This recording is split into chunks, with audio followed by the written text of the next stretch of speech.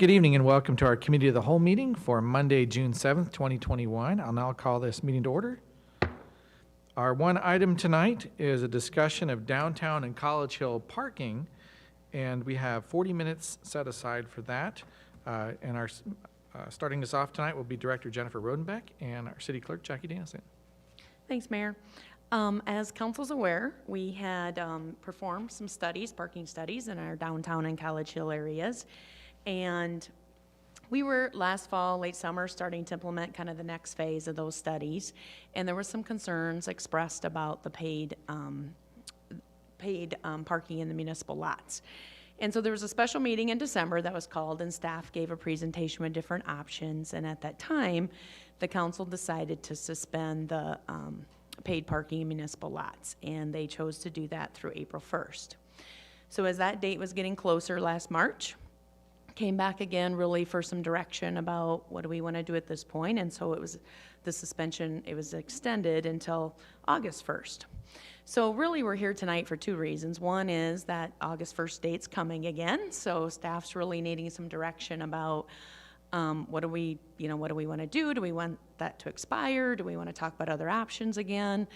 Because we know that we need a little time to blast anything out on communication if something changes, or just to let people know, whether they're the business owners, patrons, citizens. So we want to make sure we have time to do that. So that's the first reason we're here tonight. But then the second reason is we did receive a request from Community to Main Street to actually permanently suspend the paid parking in municipal lots. So we thought tonight we would have Community Main Street let them speak about, about their requests and background and their thoughts behind that request. But we also asked College Hill Partnership to provide some information and be here as well, just because we know that any changes about the recommendations in the parking study obviously affect that area as well. So we'll go ahead and let Community Main Street speak to that. Obviously, after those two organizations have had their chance to talk about their requests, Jackie and I and Marcy are obviously here to answer any questions council has. So we'll start with Community Main Street. Thank you. And just for staff's knowledge, if there is no motion tonight, then the moratorium would expire and we'd be back to where we were prior to the moratorium. We would be able to entertain motions for certain options tonight as well for moving forward. So just be aware of what staff is looking for out of this tonight. So Kim Bear, the floor is yours from Community Main Street. Awesome. Thank you. Thanks for allowing me to be here tonight. It's nice to be in person and see all your faces. Simon, I like the new haircut. I'm not here to retell the story of parking history. Many of you have lived it and have heard it again and again, but I would like to remind you of the timeline of the last 15 months. As you're well aware, downtown Cedar Falls underwent the parking study through WGI in 2018, where many recommendations were made. New parking spots were identified and a plan was put into place. Fast forward to implementation. City staff and Community Main Street held trainings for the board, retail and food businesses, beverage, bar, the board of directors, and property owners on February 11th of 2020. On March 9th, Governor Reynolds issued her first emergency health proclamation. And soon thereafter, businesses were closing by choice of safety or forced by proclamation. March 23rd, we received notification from the city that enforcement would cease due to the pandemic. October 2020, the paid system was activated. That's 8 hard months after the training was done and 8 months worth of a pandemic. 8 months of everyone pivoting and trying to figure out how to run their businesses, whether they were at partial capacity or closed altogether. To say the implementation didn't go well would be an understatement. There was a lot of pressure, moving into the holiday season where a lot of pressure is for those businesses to have a decent fourth quarter. Thankfully, on December 7th, the paid parking system was suspended until April 1st in order to help businesses through what was hoped to be the remainder of the pandemic. On February 10th, Community Main Street Board requested the extension of the suspension of the paid system until April 1st of 2022. At this time, we also requested that the 4-hour time limit, as well as parking passes, be reinstated to encourage the turnover in the lot that is needed. The council granted the reprieve until August 1st, but no change to the ordinance, so currently there is no limit in the lots, which is why you currently see them at full capacity. On March 25th, Community Main Street held a parking town hall meeting where we gathered in person at Oster Regent Theater to discuss parking. This was a collective group of business, property owners from food and beverage, retail, experience, banking, and everything in between. The conversation was productive, and the overwhelming response from stakeholders was that the paid lot system is hurting downtown businesses. The request to revert back to the lot system pre-parking study recommendation, which means the lots are free with a 4-hour limit. There are many elements of the parking study implementation that have been positive and well received by the business owners. This includes the expansion of spaces on State Street, addition of 3-hour parking on side streets, as well as additional 24-hour spaces. The stakeholders are grateful for the city's support in adding multiple 15-minute spaces in response to the increase in takeout and curbside service because of the pandemic. The stakeholders also recognize that there is an employee parking issue that we plan to work on together to open up customer parking by moving employees further from the core. One final point that I would like to address is how often times we are discussed in conjunction with College Hill. And while we appreciate the Hill and all of its offerings, we are very different. Our needs and customer base are not apples to apples. The answer to the parking cannot be considered a one-size-fits-all. At the end of the day, when you read over the parking study, it says nothing about COVID. COVID has added a complexity we were not prepared for, but at the same time, the paid system was implemented during a time when everyone was in a state of confusion and just trying to survive. The Cedar Falls Downtown District is a gem filled with amazing people who have worked so very hard to make it an incredible place to live, work, and play. We have reached a critical juncture with downtown paid parking. If someone wants to go out to eat or go shopping, there are a lot of other options outside of the downtown district that are free and are becoming more attractive to our customers. By having paid parking, we risk driving people away from the district, and our fear is that they won't return. We hope the city will see this request as a collective voice and request from the downtown district stakeholders. Thank you for your continued support of downtown and Community Main Street. Thank you, Kim. We also have College Hill Partnership with us tonight. Catherine Sogard is on Zoom. Do you have a statement as well, Catherine, you would like to share? Yes, thank you, Mayor, and thank you, City Council and Mayor, for allowing us to participate in this conversation. We did send a letter to all of you, and it was, I believe, included in the packet, and so I won't read through all of that. But some points that we kind of wanted to talk through was, we do know that demand, obviously, in College Hill is unique, and I think as Ms. Bayer pointed out, both our districts have unique needs and unique considerations to take under when you're discussing parking or discussing anything that affects both districts. Although they are similar, we both have a lot of small businesses. We both have a lot of exciting places for people to come and visit Cedar Falls for. They are different and they have different demands. So we wanted just to make sure that as we're talking about parking and potentially making any changes, that some of the questions that kind of have come up to our board and have come up from small businesses on College Hill are kind of thought through. And some of those are, if we remove a paid system, how will that impact enforcement? We know that enforcement, especially on the Hill, is very important to make sure that we have turnaround on the streets and in the lots. And we also are, if how would removing the paid parking system impact capital improvements of the College Hill District and capital improvements of the parking lots, more importantly? We heard a lot from our stakeholders that they were really grateful when council realized that there was something that you all could do to help, prevent some of that impact of that COVID has had on our small businesses. And they were really happy that they knew that their customers, another hurdle for them to come out to College Hill was that paid parking. So I think a lot of the small businesses felt like that was a really great thing in the moment to suspend that paid parking on College Hill, just to just to show the businesses and show consumers that we wanted to still have people go out to both of the districts.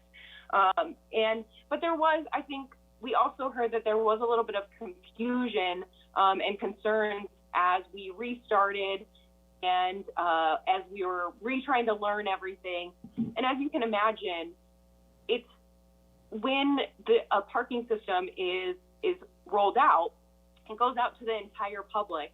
And those small businesses have a few steps that they have to train to make sure that that's implemented. They have to make sure that their managers are aware of all of the parking changes, so they kind of understand it to help coach the employees on how to use the system.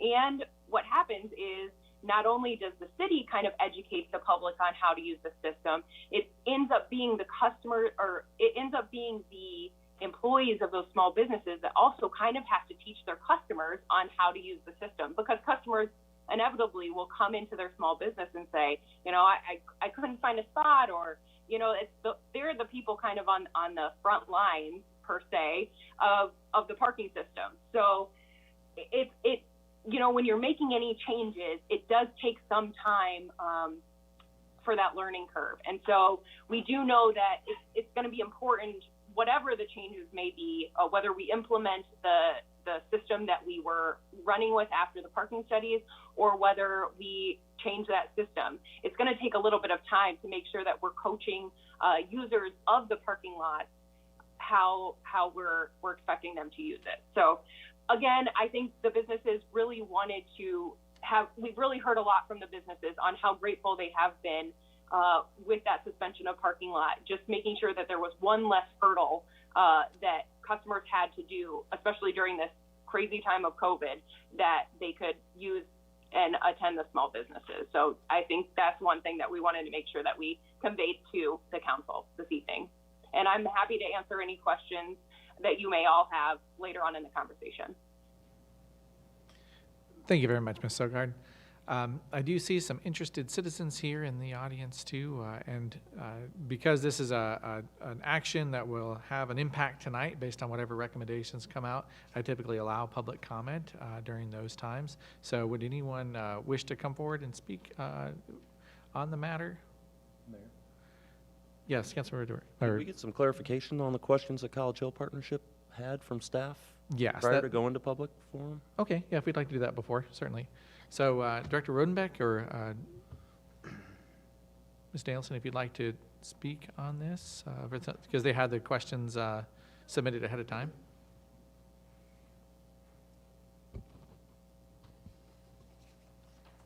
So I think specifically, Catherine mentioned, one of the questions would be, what would enforcement be like on the College Hill area? There would still continue to be enforcement, regardless, depending on whatever time limits or paid system was in place, we would continue to enforce. So I guess I don't think enforcement really changes, it's just a little different. So she did have some other questions in there that were related to revenue and areas, and right now we currently don't separate those, so those questions would be really difficult to answer at this point. So was there another one, did I miss, or? Is there a way to do that? I'm sure in our reporting we could probably do that, but we have not done it in the past. Sure. That's to break out revenues per District. Yeah, okay. Yeah. I think Mark, just to clarify too, yes, we could do that. I think in the past why we haven't done that is we always saw it as a parking system. Sure. Not College Hill, not Main Street, not the residential streets. It was a parking system. And I think in terms of capital improvements, we looked at it not more of who's generating the revenue, but what's the need. Sure. Is there a lot in College Hill that needs improving? Then we should do that. So now again, that doesn't mean we can't change. That doesn't mean we can't do it different. But I think that's what Jackie meant about some of those are kind of hard to answer when that's not historically how we've done it. But again, we just see that we would still base capital improvements on need. We would see that enforcement would still be there. It's just what's the direction about what we have to enforce. And I think it's just also looking at, I think from a financial standpoint, we know that, we know what the parking fund's doing, and so we also know that for council, what we talked about in December was understanding that support for those capital improvements will then eventually would have to come from probably selling bonds or general fund support, because the parking fund wouldn't be able to continue to support those. Sure. Thank you. Okay, so now to ask if there's anything from the public you'd want to add in at this time. I'll also do later as well. So Mark Kittrell, come on forward, sir. Name and address for the record, please. Mark Kittrell, 250 State in downtown. Let me start by just reviewing a couple of things. First of all, I don't have any project in front of anybody. We've done all of ours. So I like to be able to stand here and sort of give you a little bit of experience from, I feel like, what has happened in the last 10 years of the work that we've done with River Place in downtown. A couple of things that I think we really learned that are important. I think number one is we put a master plan together when we started the River Place project, and I think it was very much appreciated by council, and I think we've executed now after 10 years, by and large, really right after that master plan. And I think the visioning plan that's in front of you all right now is an excellent next step. So I really think it's nice to have that plan. I think there's sort of a discussion that happens about, is this good to have sort of this much prescription for developers, and are we sort of tying people's hands? And I think the answer is no. The more specificity that we have as developers in sort of looking at a site and saying, what is, the best use of this site, and what can we build and not have to spend an enormous amount of money and an enormous amount of time trying to find out whether this is right, is appreciated. So I think not only I, but other developers will do appreciate having that much information about it. Vinyl siding, no vinyl siding, brick, no brick, I don't think it matters. It does matter, obviously, but, working that out and letting us know about what you want helps us bring plans forward that we don't have to sort of have fights about. I would say that. Number two is the parking thing. If you would have told me 10 years ago was going to be the primary thing that we were going to be arguing about 10 years later, I would have laughed at you. And yet here we are, and we're still talking about parking. I think what I've learned in those 10 years is we're always going to be talking about parking. And the last time that I stood in front of you, I said, all of this is about a public and private partnership. And the question is, how do you want to be perceived as a public partner? I think parking is one of those fundamental questions that you've got to answer. And I really think it's the kind of question, is this the time to build a ramp in downtown because you want to enable this vision plan to move forward at a relatively rapid pace? And if so, how are you going to fund it? I think that's a question that if council answers, developers are going to say, oh, okay, let's go. If it's more of a, we're going to do this by, for example, setting aside a few buildings and saying these are maybe areas that would be better served as surface parking and maybe someday may be redeveloped. Also a possibility. I think you will set the tone for what you want to have happen in development by those kind of questions, because parking is really one of those, I'm going to call it a gas pedal, for how much do you want to do in the downtown. So I think the question sort of, if you would break down parking, in my mind, it's two questions. Number one is, I think we heard very much that as is parking in downtown, there's no appetite for paid parking for customers.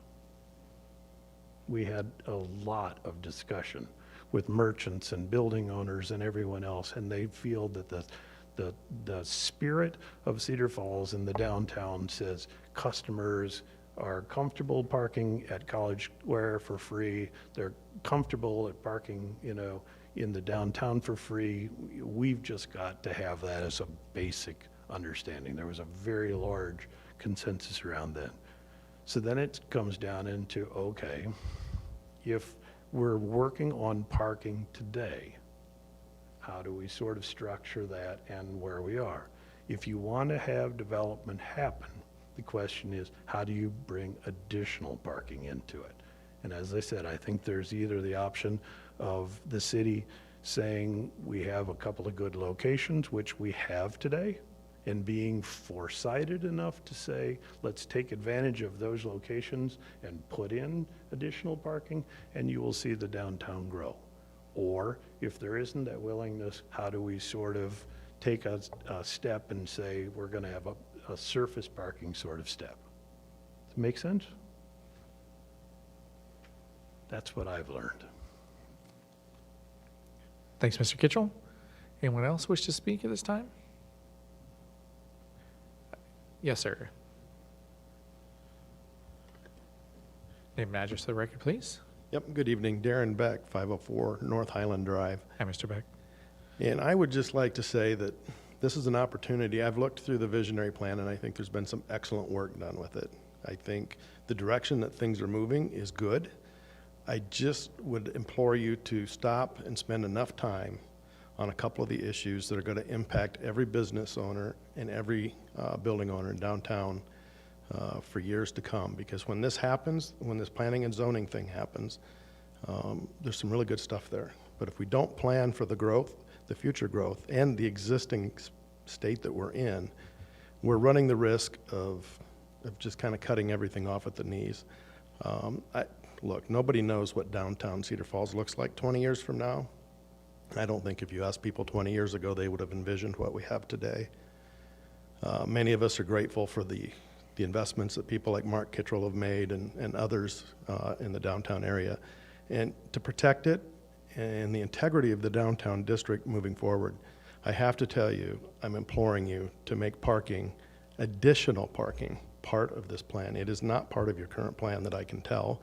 It's contemplated, but it is not specified as a need and how it's going to get done. If the city doesn't want to be in the parking business, then I would suggest we start talking about a public and private collaborative that can work.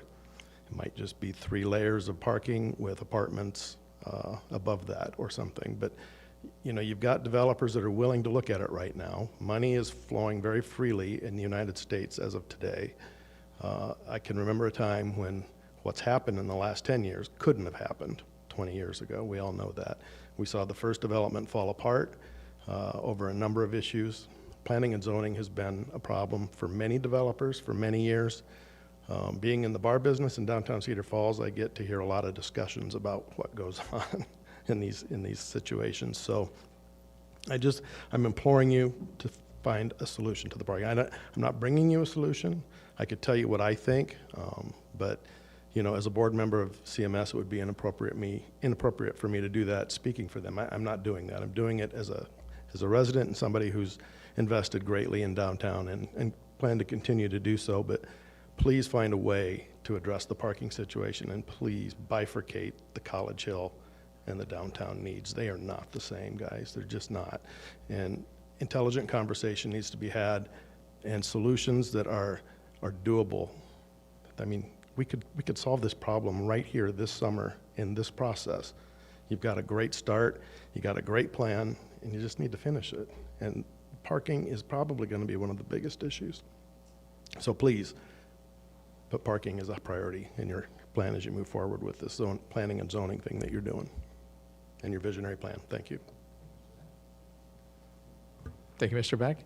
Any other speakers? Okay, so I'll turn it back to council, open for discussion and questions with staff. Councilor DeBoer? Well, the issue is whether we do the paid parking or not, correct? The issue before us tonight is whether to end the moratorium. Okay. And I wondered if Jen could go ahead and outline for us the recommendations that were going to be put in place August 1st, I guess. Isn't it the parking lots that they're talking about from 5:15 in the evening to 5 a.m. are free? Is that right? Or just kind of outline what it would entail. When are they not free? Sure, I can get started and Jackie can help me out. So what the study had in it was to be paid parking in the municipal lots. So again, we're only talking about the lots. Obviously, there's still free parking on the streets. But what it implemented was it would start at 9 in the morning, the 50 cents an hour, and it would go through 8 p.m. at night. But it was also had a set amount from the 5 to 8. I think I have that right? Right? Yep, the $3 from 5 to 8. Now, we had talked about that, maybe not just doing the flat amount at $3, because we had a lot of concerns about that. So I think we were willing to say, well, let's just make it easy for everybody and just call it the 50 cents an hour, not try to do that flat rate. So that was really what we were looking at implementing before, again, we decided to suspend that. So that's really what we're just talking about, is really getting direction from council. Do we want to do that implementation as is? Do we want to just totally go back to what's being requested of, what was pre-study, which is, free in the lots up to 4 hours. So it's those two choices, or I guess there's a third choice of some kind of different combination, I guess, in there. So does that help? But you've bought the equipment, it's been put up, it just hasn't been implemented. Correct. We had 1 month that it was. October, we had the pay stations, and we did it for 1 month. And again, that's when we started hearing some concerns. I think you can hear from downtown. They obviously were hearing concerns, I think, from their customers. So that's why we had that special meeting in December to just really talk about, okay, where do we want to continue, or what do we want to do? Okay, and if I heard right, one of the problems they're having now is that the lot's full because there's no limit, so they're full all the time because they can leave them. You can leave a car Correct, for- because our problem with suspending is that, the ordinance had been changed, so really to go back to enforcing the 4 hours really wasn't in the ordinance anywhere. So I think that would be part of our direction tonight, is if it was decided to, basically permanently suspend paid parking, not to implement that, and we want to go back, then obviously we'd want to make sure clear that direction to change the ordinance and go back to do the 4 hours, and we'd bring those ordinances forward. Okay, and one last question. Do we have any data for the 1 month that it was implemented as to what problems it created, if any? I don't know about problems. That's probably maybe more a question for some of the Main Street. Maybe there was confusion. I don't know if they heard some of those concerns, if it was just truly didn't want to hear, didn't want to have paid parking, but I don't know if you know other ones or. Obviously, there were some people that, for some reason or another, didn't know about it. Even though we put out social media, we did cable TV, we did flyers, we did brochures, we did table tents, we did posters, everything you can think of. But of course, there's going to be people that didn't know. So there's that. But there was a little difficulty in the permit system, and I think Marcy can.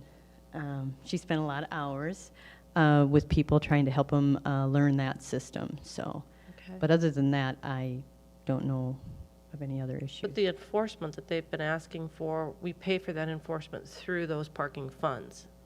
Yes. And that fund will be depleted if there is no revenue in it from the parking. Is that That's correct. And I just wanted to also put out there too that I know that they were saying 4 hours, but there's also other combinations as well that could be considered. But the recommendation from the consultant that we paid for was 9 to 8, was that right? Correct. Okay, I don't know why I thought it was 5:15 PM. Well, on the Hill, it's 9 to 6. Okay. The parking fund and lack of revenue going into that, what are we talking about? How many years or? Sure. So before we started the parking study, we actually had about $900,000 in the parking fund, just accumulated over the years. I can tell you right now, as of today, that is down to $662,000 our parking fund. Obviously, we spent over $200,000 on the study and the equipment and all of those things. But even setting that aside, so if you take the current fiscal year we're in, which would not include those one-time costs, truly operating costs, the fund has lost $161,000 since July. So that's about $14,000 a month that it loses, the parking fund. Now, in saying that, I understand there's, if we take out the equipment, there's some operating fees. We wouldn't pay anymore if we took the equipment out. I mean, they're pretty small, but we would have a little savings in that. Obviously, there has been enforcement going in the lot, so obviously we would get some additional revenue when we started doing enforcement. Now, those aren't gonna make up, for that loss, but that's at least to give you an idea about what we're talking about. Did we not increase enforcement as well when we started? Well, we did because we started increasing on evening and Saturday Sure. enforcement. Yep. But we also had to hire another person Yeah. to be able to do that. That's what I thought. Yeah. Sure. Counselor Cyrus. Excuse me. Counselor, it's been a while, so I've seen your face. Counselor Harding. I'm not talking anymore. No, I'm just joking. My question is, so let's say if we deplete the parking fund, do we have any projections as to how much that would affect property taxes per year, per household?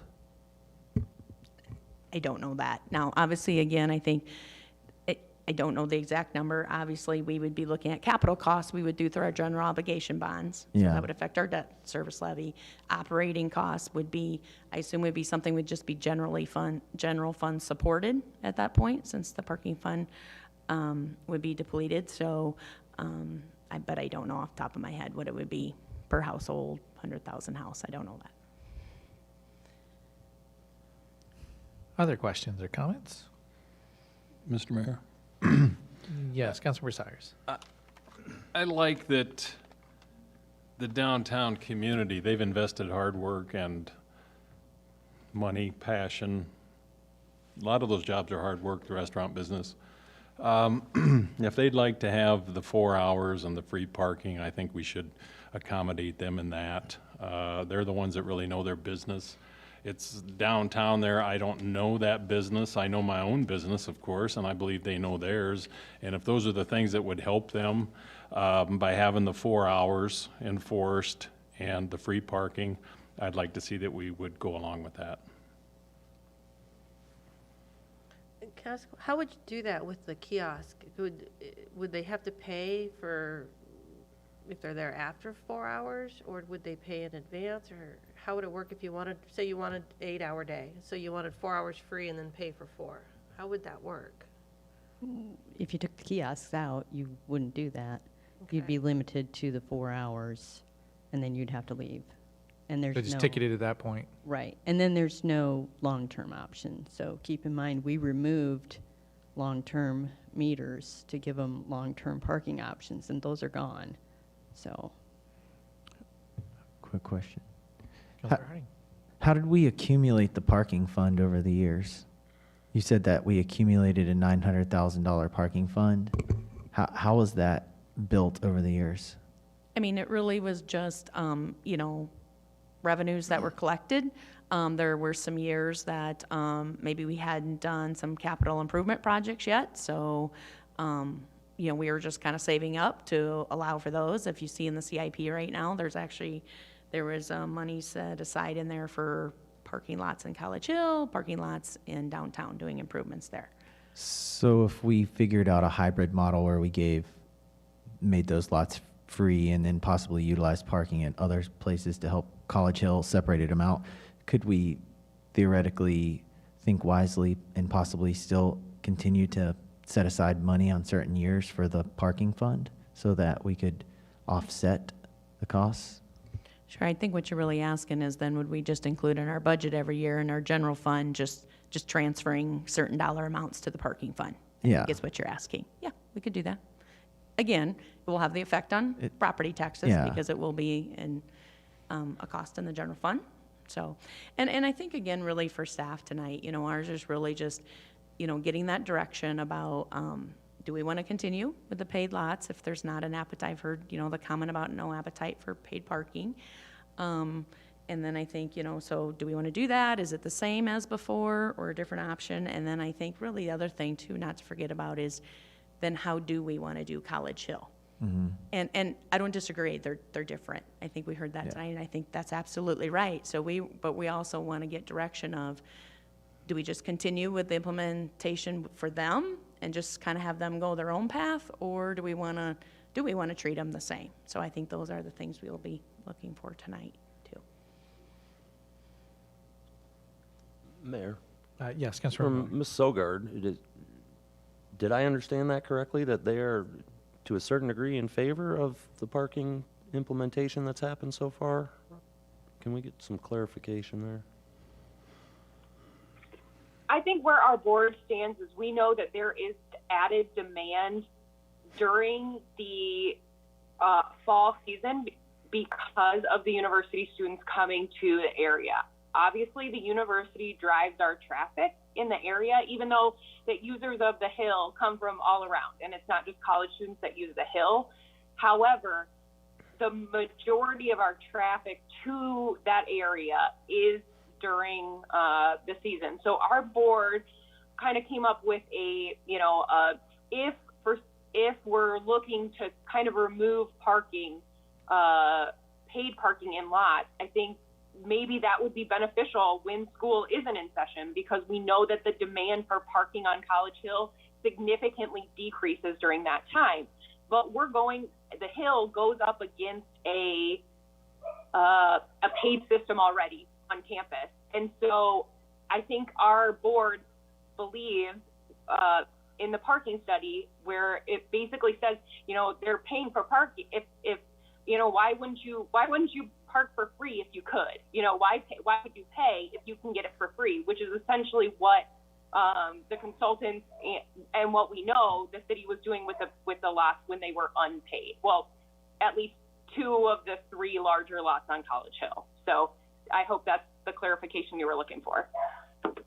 And so, Ms. Sogard, with the idea of making it so there was no charge for summer use of the lots, did the board discuss or have a consensus on having a certain number of hours available, like make it a 4-hour lot or 2-hour, so that vehicles weren't just staying there the entire day in the summer? Correct. Ours originally, the majority of the larger lots were a 2-hour lot on College Hill. So I think reverting to that 2-hour system is where the board didn't have specifics, but I think that would be, as that was what we had, I think that is what they were thinking. Okay, thank you. Councilor Harding? I'm still, thank you, Catherine. Sorry, I'm going to think about that, but I'm still going back to, I'm trying to think long-term and think about property taxes, capital improvements, and I'm thinking that if we have accumulated, and I might be looking at this wrong because obviously the financials are very in-depth, and Jen has done this for a lot. She's an expert and I'm not. But if we've accumulated this $900,000 parking fund over these years, we did that through setting things aside. So if we continue to do that, then hypothetically, it wouldn't actually affect property values, right? That's where I'm trying to connect it. We've managed to fiscally responsibly create this parking fund. If you see what I mean, unless we up our expenses extremely, which would then, that's where the deficit would come in. So how much are we upping our expenses? Do we have any visuals? Sure. Well, I just wanted to clarify that, when we talked about accumulating the funds, those were only from parking revenues. Okay. Only parking revenues that accumulated it. So I think when you were asking about accumulating them in the future, because we know right now revenues and parking are not going to keep up with expenses, then we'd have to have the general fund contribute to the parking fund to accumulate those. So I think that's the difference. I just wanted to clarify that accumulation came truly all from parking revenues, no general fund support. So just revenues of the old meters and, Right, we and had tickets. Right, and we had, one time there was maybe only 2-hour parking, so there was more enforcement tickets, then we went to 4-hour parking on the streets or different things. So, again, there was just different things that have happened over the years that have caused really there to be less revenues compared to expenses. Does that help? Mr. Mayor. That does, thank you. Councilor Ardera? Is the answer downtown, just talking about downtown right now, is the long-term answer a parking ramp? Is that what's going to solve all this? I mean, no matter what we try, it's not quite enough, but I keep hearing a parking ramp. So maybe we have to bite the bullet and start thinking and I know there was an opportunity earlier to work with a developer, maybe, is that a discussion we need to, just the bullet we have to bite and decide how do we do that? And how long is it gonna take? And what's the commitment on the part of the businesses downtown to help pay for it? I mean, it is a partnership, I think. It's not- Okay. That's the question. I'm done. The guy's raising his hand out there. Well, I see an amen, looks like.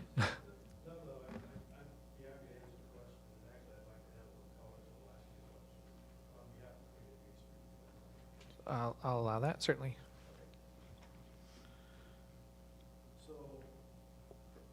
Darren Beck again. Frank, yes, is the short answer. Yes, yes, and yes.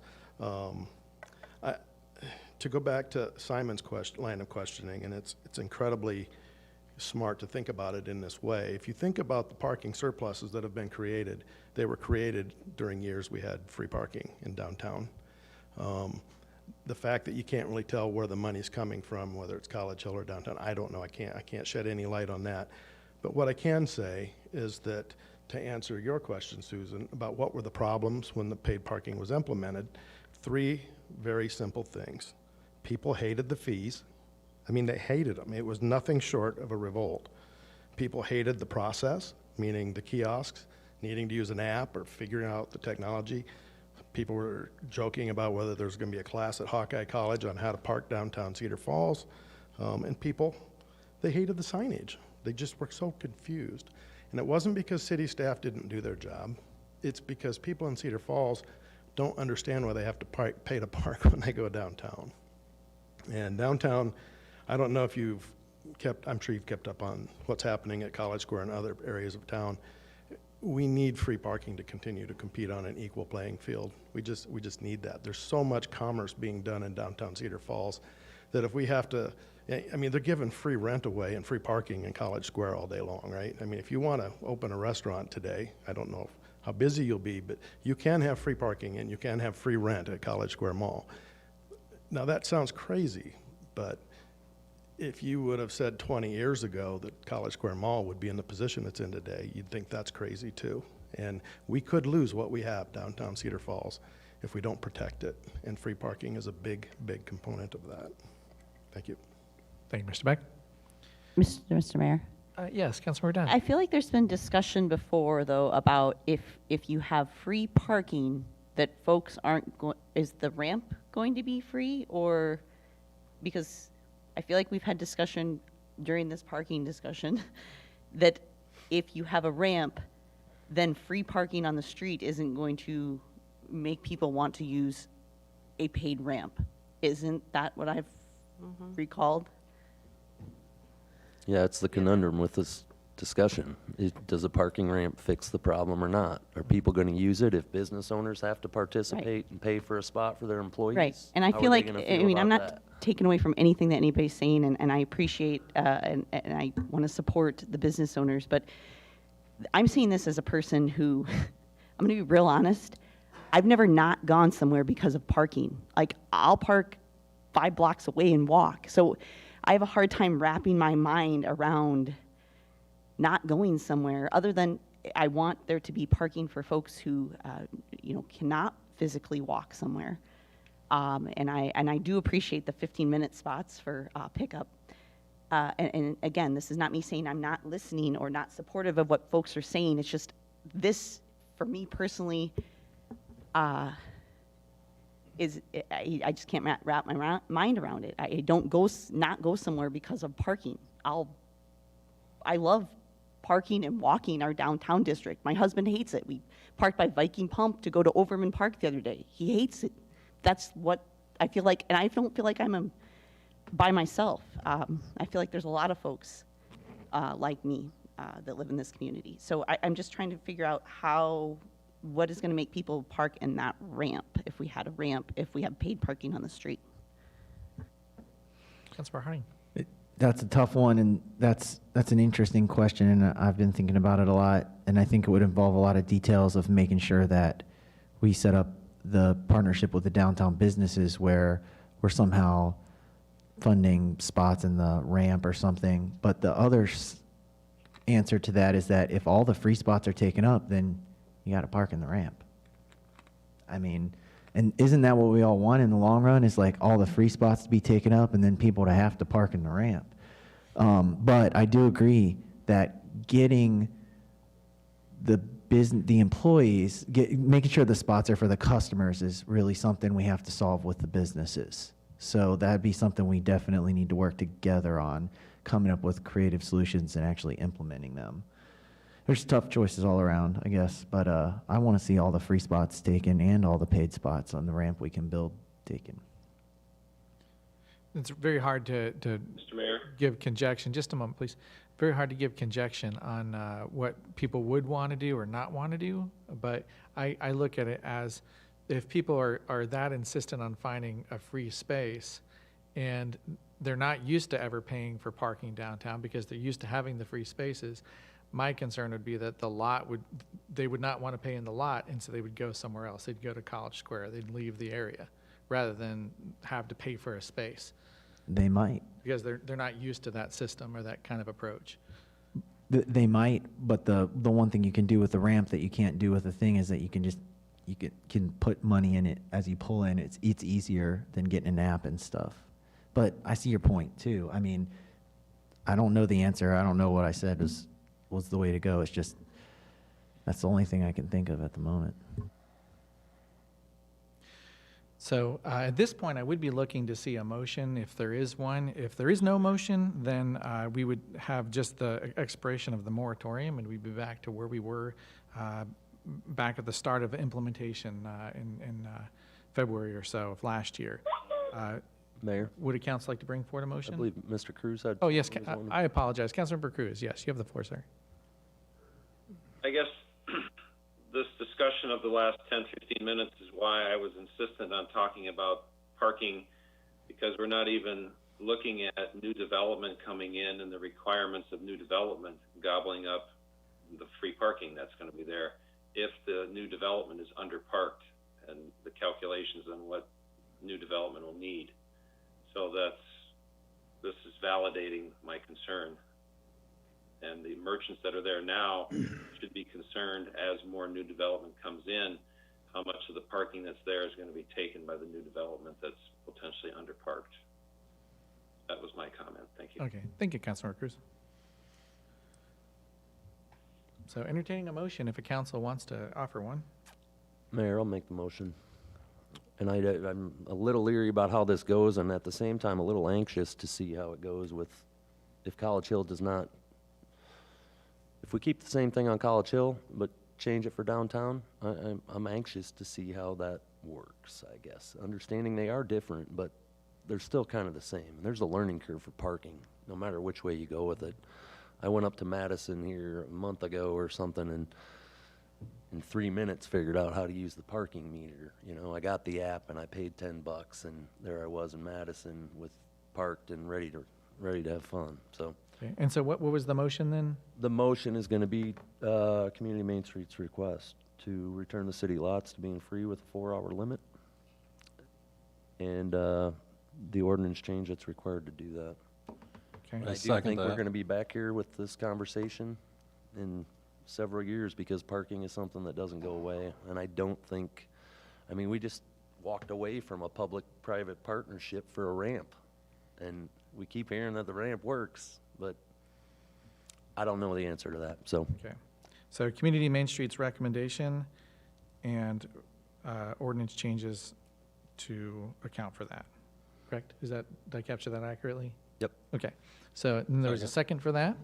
So any further discussion? I have a question. How does that affect, is that going to affect College Hill?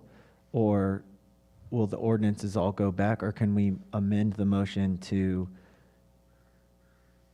or add something in to where staff can look at College Hill separately and we can start to see how to go forward with College Hill? Valid point.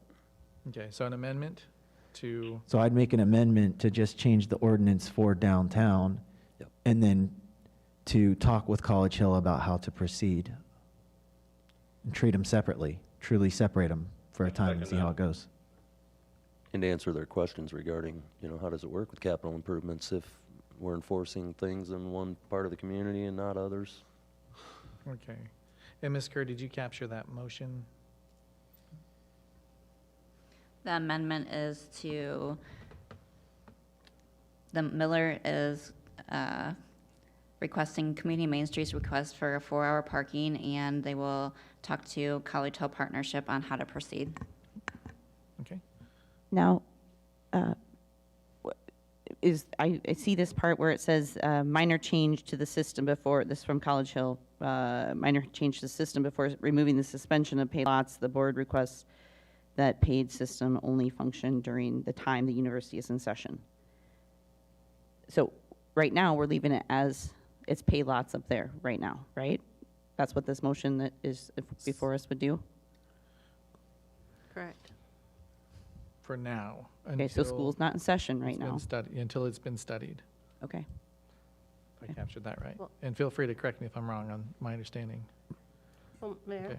It gets a little go ahead, Jen. And No, then- I was just say, maybe just to clarify, I'm not sure that's how we heard it. I think how we heard it is that you want Community Main Street's request, understand that part, and as it relates to College Hill, you wanted to continue to suspend the paid parking in the lots until we've had more conversation with them.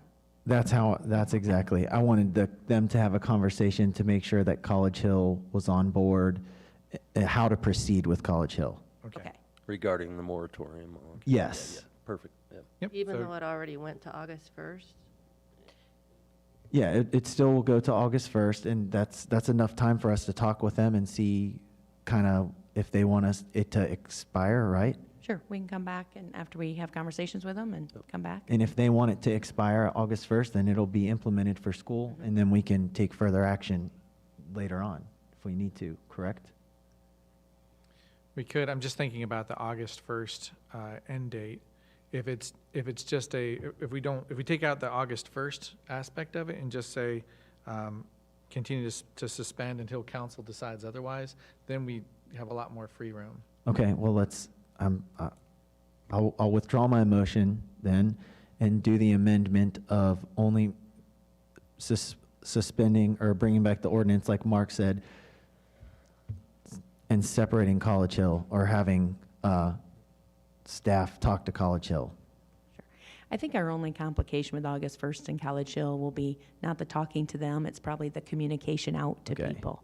But that, again, I'm not saying we have to get that all decided tonight. If that's part of the motion we can get, we can sure talk to College Hill, and it may be that we'd have to come back and say something about starting at September 1st or something. But again, I think that's something we could come back to council and give an update But if once we, we've had conversations with College Hill. Because Yeah. council would still have to approve it. Right. So do we leave it at the August date for now? Or what would you like? what's easier for you? Because I can withdraw again. I mean, I do want to make it easier for staff. So what's easier for you?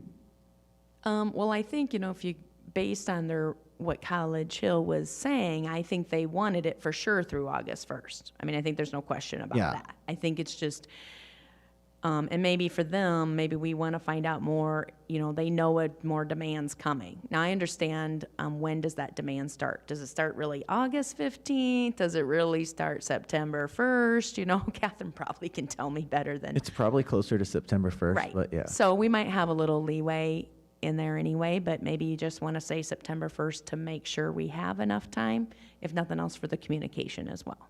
That's the part we're always worried about, is just that communication piece out to people. All right, so if we actually suspend it all over and then direct staff to talk to and bring back a recommendation on when to start it at College Hill after communication with them, that would work, right? Okay, well, that would be the second of the Making motion, sure. so, All right, so I'll second it. okay. Still Miller have a seconds question. in discussion? Yes, Councilor Adair. The equipment that was purchased, is that returnable? Or what will be done with that? Jackie had talked to the vendor about that, so I'll let her answer that. can we sell it on eBay?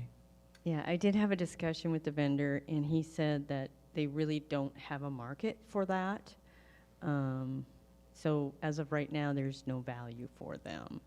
Obviously, during the pandemic too, they didn't install as many, so they have a huge inventory. So there's no guaranteed value on those. Is the software for running it different if we have it on the hill versus not having it also downtown? Is it the same fee to run the software?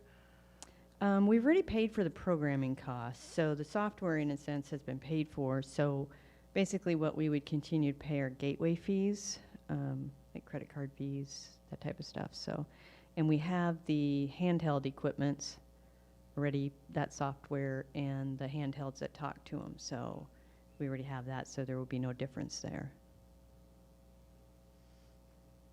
Okay, so motion, did we have a second for that? Yeah, Miller seconded. So we have had the discussion for it. Any further discussion or questions? Mayor, Yes, Councilor Miller. for business owners downtown, any help you guys can offer on this is appreciated. You know, we keep talking about the public-private partnership that the city needs to participate in, and for better than 2 years now, I hear about employees and owners parking in customer parking lots. Like, that's the very basic of the public-private partnership that we could give back. Would be super helpful. It's super frustrating for me. I guess at least in what I've looked into, I want to respect that Cedar Falls might be different than every other community in the country. Everybody hates paying for parking, and every study I've read says you have to pay for parking somehow, one form or another. So any help that we can get in that regard, I think, is beneficial to everyone downtown, in that customers have places to park. And it seems like such a small thing, and there seems like there's an unwillingness to do that. So if you can help in that regard, I would appreciate it. And I'm certain we'll have more discussions around parking. I don't have the answer whether the ramp works or the ramp doesn't. I think we're really into all the details of the public-private partnership and who pays for what, and how do you get every business owner downtown to participate in that, or every new commercial business owner downtown to participate in that. It's a long road, and I hope we get there at some point, but I absolutely want to support what you guys are seeing down there, what you're hearing from people, and at the same time, I couldn't be more frustrated at the resistance to have your employees park somewhere where a customer is not. So, 2 cents. Thank you, Councilor Miller.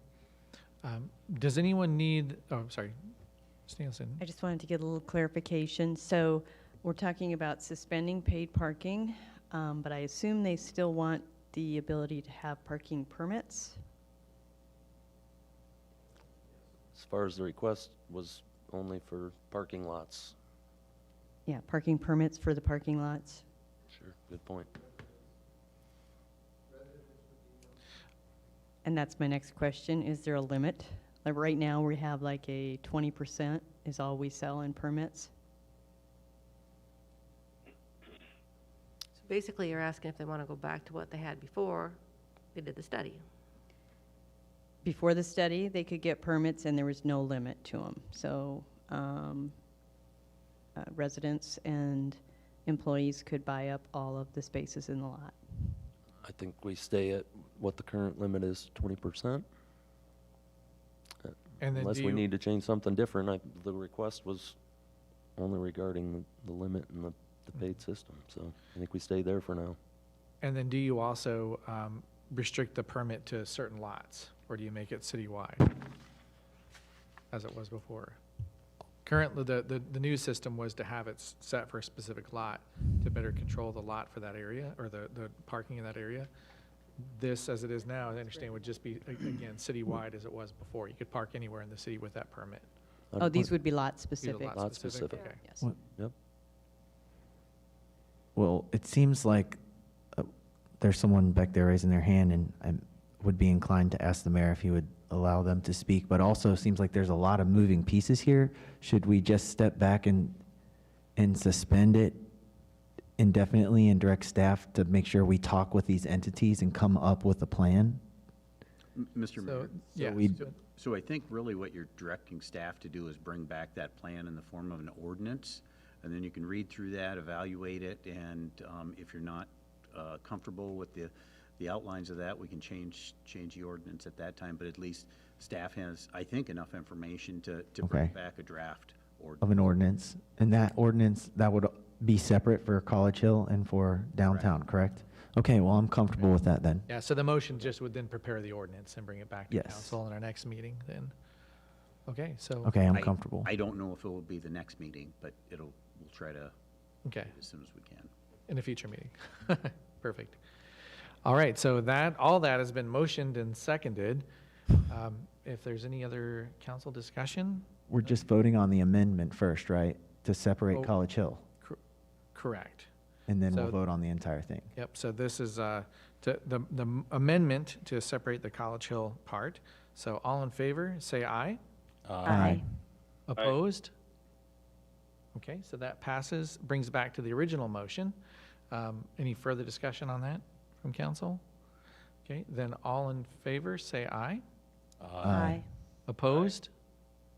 Okay, that passes as well. So this will be brought back to a future council meeting, not necessarily the next one, but it will be the ordinance that has been discussed tonight for council consideration and hopeful approval, or not hopeful, but discussion. So with that, that was our only item tonight for Committee of the Whole, and we will look for 5 minutes to reset. So we have, I have 7:21, so 7:26, we will return. We are adjourned for now.